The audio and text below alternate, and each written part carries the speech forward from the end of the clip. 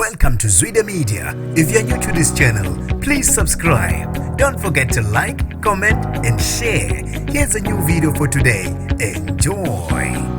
Ugcine ekalelwe ngamasongo kaSigonyela wesilisa wasemtubatuba umzamo Gumede obesekuphela iminyaka e11 efunela amacala okudlwengula abesifazane abahlukahlukene. Owesilisa obephenyela amacala okudlwengula abantu abawu10 besifazane ugcine ekalelwe ngamasongo kaSigonyela wagwetshwa odilikadele abayi10. Ngokubika kwephephandaba ezivuthayo eMaputaleni kuthi ubebacothamela enseleni empangene bakhombe ngommese bese eyabadlwengula bebabamba impela ngendluzula ebadlwengula bashiye bekhahlamezekile. Ubika ukuthi ekugcineni inkantolo ephakeme yaKwaZulu Natal behlele emtuba imlahle ngamacala onke awu10. Ku amacala lawa uthola odilikadele abayi10 kwase kuthi emacaleni amathathu okubamba inkunzi uthole 15 weminyaka ebhadla ejele. Kubika ukuthi lo wesilisa wabaleka enseleni wayohlala ehluhluwe ngoba ebalekela ukuboshwa.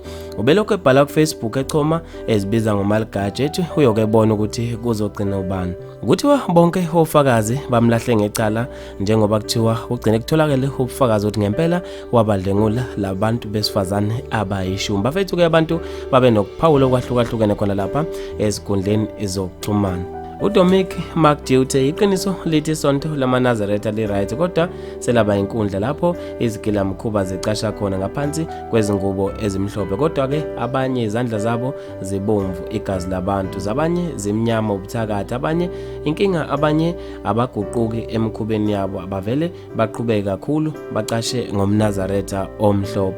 uLizzy James uthe umphundlaphundla nje impela lo uqasha ngobNazaretha uyaganga lo muntu. uVuyokazi hade uthe awu siyabonga ukuthi ubulungiso obugcine benziwe. uAmandeleka Shangasi uthe kubhlungu ukuthi sekuthiwa inhlalisuthe ekubeni imgulukudu nje egijima eyoqasha ngomNazaretha. Okunye futhi baphuma ejele behambe beyoshumayela ngoShembe owamkhipha ejele enabakhulumi ngobugebenga ababenzile. uV waseBeach uthe abamphuthumise eWestville Correctional Institution ukuze naye bezombhekisa le bemtshengise abantu. uZama Dlamini uthe awukwaze kwanzima wasethi siyabonga kuyingalo yomthetho. uNtosuwela uthe amakholwa alukhonzile vele ucansi. Fanele Mpungose uthe wezwa kuthiwa uma uzivuma uzoshiya wethembekile naye ke usebenzise lokho kanti cha aliboli kwaEd. Bafethu ke maningi kakhulu ama-comment ngizofisa ukuzokuphala kwakho khona lapha kwi-comment section ngalo lo daba. Mina nje ntathela YouTube sengiphuma kanje ngithi awungibambe evidweni elandelayo.